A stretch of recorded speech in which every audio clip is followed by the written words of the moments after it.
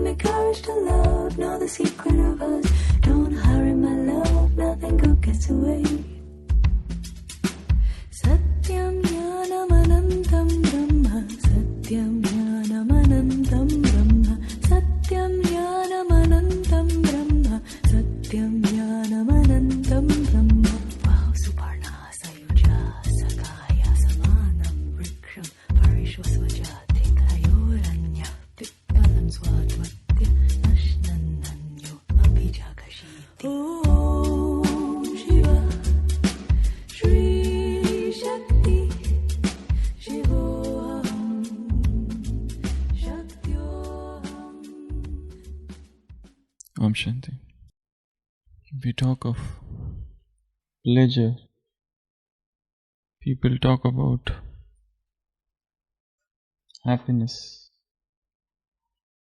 We talk about supersensuous happiness.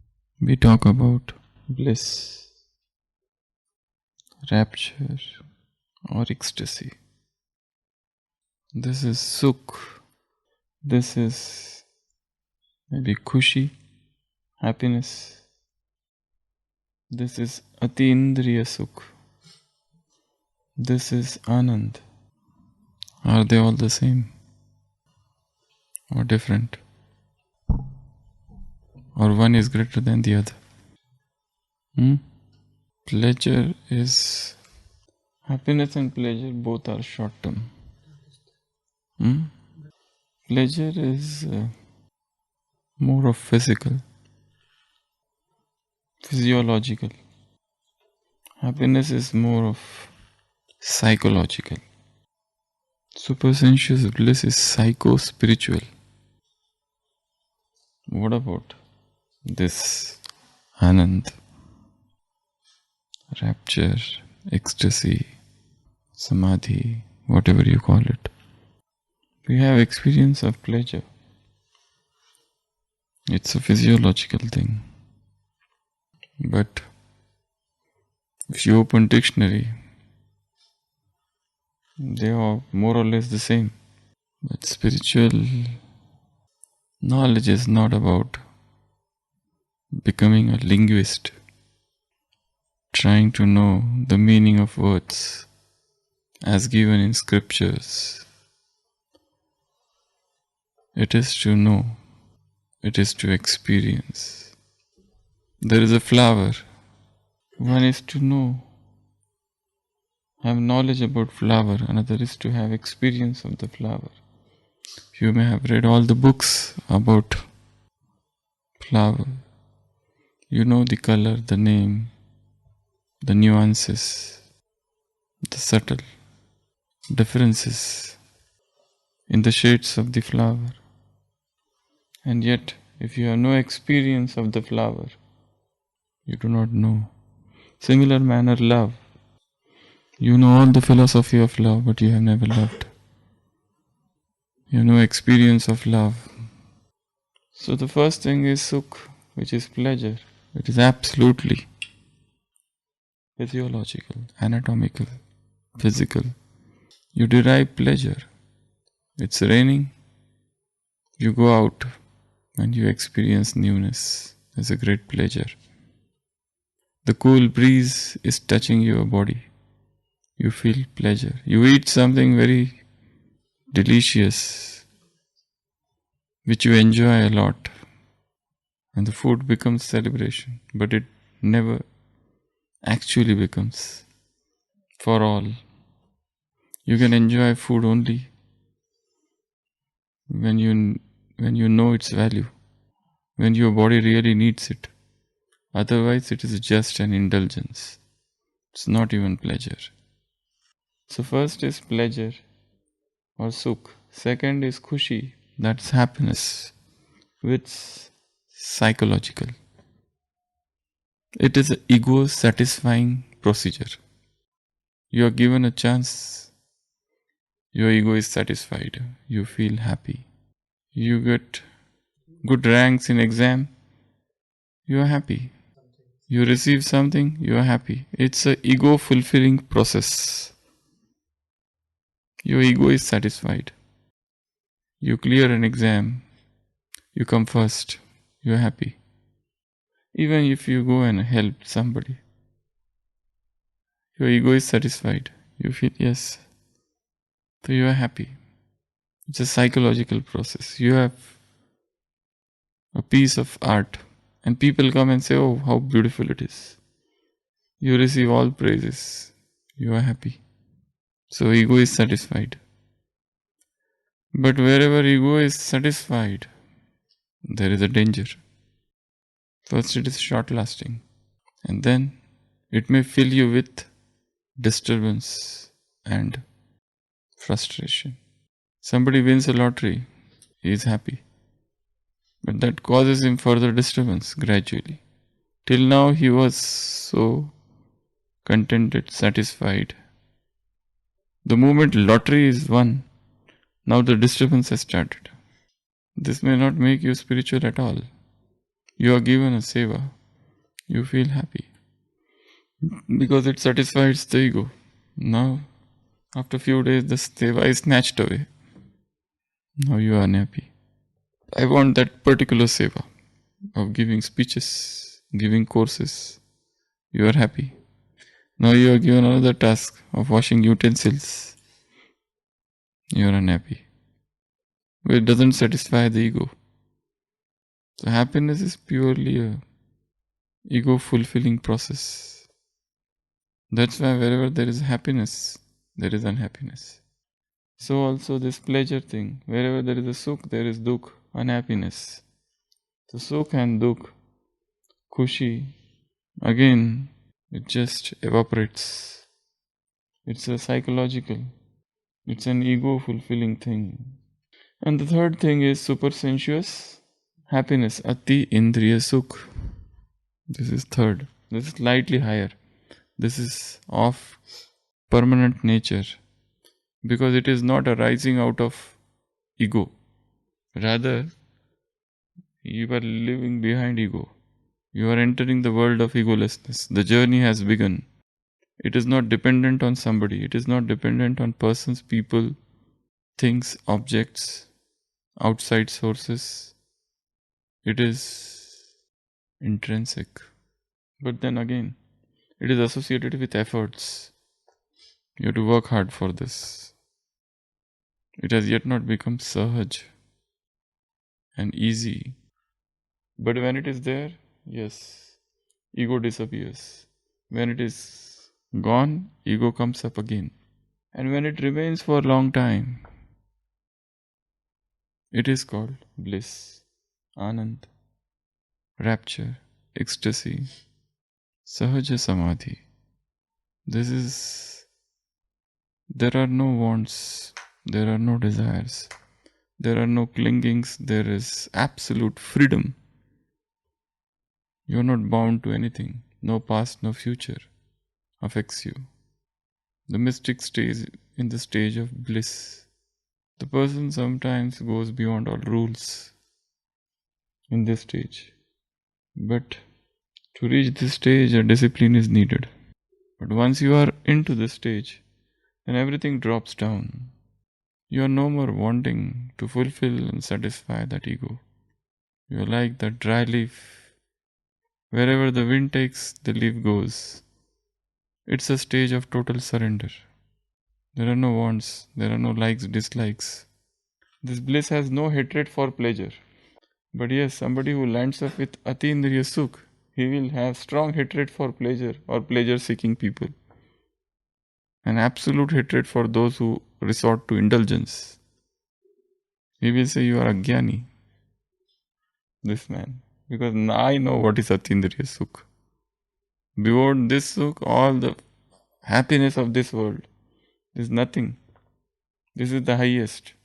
So ego is still there here, somewhere holding back. When the person goes even beyond that, he becomes free. The goal of spiritual life is freedom. It's not doing this or doing that, eating this or eating that. I eat this, that's why I'm better than you. I eat that, that's why I'm purer than you. Holier than thou attitude. It's nothing like that. You become free. the stage of total freedom. So this is a message, a divine message of 22nd April 2012. आज अमृत वेले योग में बैठी थी तो बाप दादा ने अपने पास बुला लिया। मैं भी सदा के सदृश आप सबकी याद लेते हुए पहुंच गई। क्या देखा कि जैसे सूर्य की किरणों की सकाश स्वतः ही चारों ओर फैल जाती है, ऐसे बाप दादा की सर्व किरणें सर्व बच्चों पर पड़ रही है। Such a beautiful example. Just as sun rays are everywhere upon the earth, so also God is Son of Light. God is Son of Knowledge. His rays are upon everywhere. Even this sun receives its rays from God. So this is physical sun gazing, that is spiritual sun gazing. So when you do that spiritual sun gazing, you become the being of light. कुछ समय में तो बाबा के साथ उसी शक्तिशाली स्थिति के अनुभव में समा गई। थोड़े समय के बाद बाबा की दृष्टि मेरे ऊपर पड़ी और बाबा मुस्कुराए और बोले, the drishti of God. In yesterday's Murli Baba said, take powers through drishti and give powers through the drishti. Divine drishti. So you have divine birth, then divine life, you have divine thoughts, you have divine words, you have divine speech, you have divine intellect, you have divine drishti, and then you become images of divinity. What you become? Divya Murti. That was yesterday's Murli.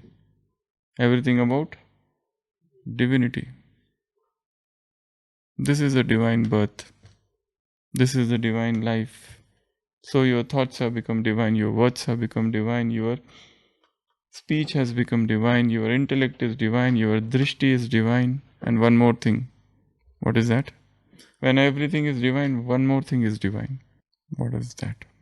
Yesterday's Murli. Wealth. Your money is also divine money. Wealth is also divine wealth. So everything is divinity. So Baba is Divya Drishti Data. He is the bestower of divine Drishti. He gives you divine Drishti. So your Drishti is no more physical.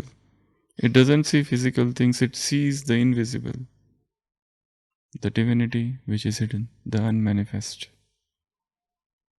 थोड़े समय के बाद बाबा की दृष्टि मेरे ऊपर पड़ी और बाबा मुस्कुराए और बोले, आओ मेरी दिल तख्त नशीन राज दुलारी बच्चे आओ। यह परमात्मा मिलन का अतीन्द्रिय सुख तो केवल अनुभवी ही जाने।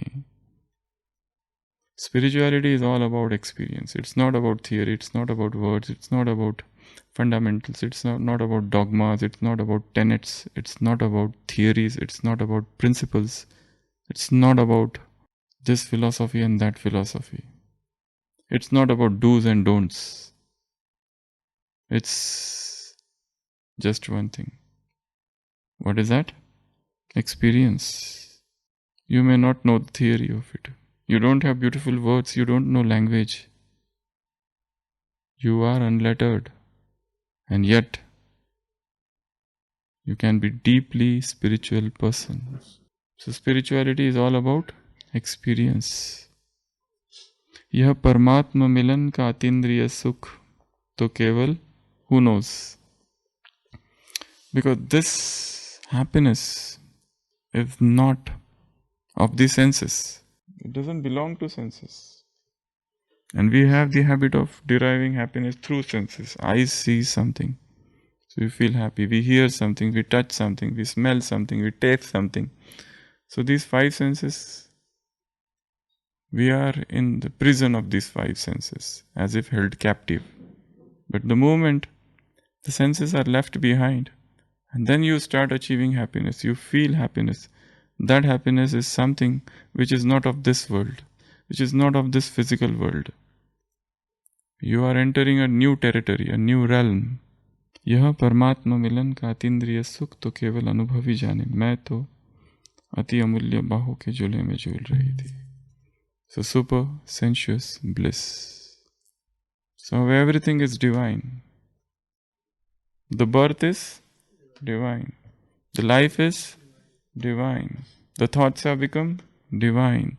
The words are charged with divinity. The speech, thought, words, and deeds. Your deeds are divine. Your drishti is divine. Your intellect has become divine. So it can do divine plannings. Divine intellect means divine plannings. And your wealth is also divine wealth. And that's why you are images of divinity. Divya Murti. Who are you? Images of divinity. You are statues of divinity. So our journey starts with pleasure. Sukh. From pleasure we move to happiness, khushi. But we saw in happiness also there is a fulfillment of ego. It's a psychological, this is physiological. From happiness we move to supersensuous happiness, Ati Indriya Sukh. But then again, this Ati Indriya Sukh stage has got some particles of ego, some traces of ego, because it still has got the knowledge that we don't indulge in pleasure, we don't have this worldly happiness, we are enjoying this. So there is a retention of ego here, still. Some, not much. And the highest stage is bliss, Anand. To stay in the stage of Anand for a long time, as much as possible. This is the goal. Because when you come out of this experience, it's an entirely different thing. It is very difficult to express this stage in words.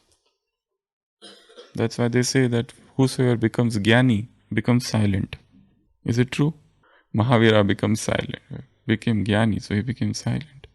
But then he spoke the whole life. Buddha kept on speaking the whole life even though he was Jnani. We need words, but words are insufficient to express that highest stage of consciousness.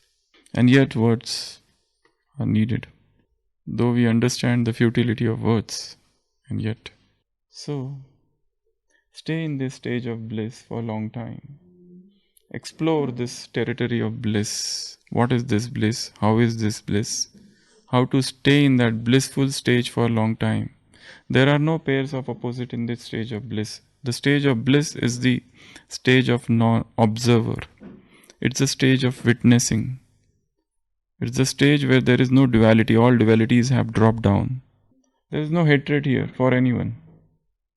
Even if somebody is not doing anything correctly, there is no such duality. The person remains same for everyone. That's why this stage is said to be a very high stage of spirituality. But yes, we can experience that stage from time to time. Suddenly you'd never achieve any stage. If we have 24 hours, let's begin with 15 minutes, then move to 1 hour, 4 hours, 6 hours. Gradually we increase the stage.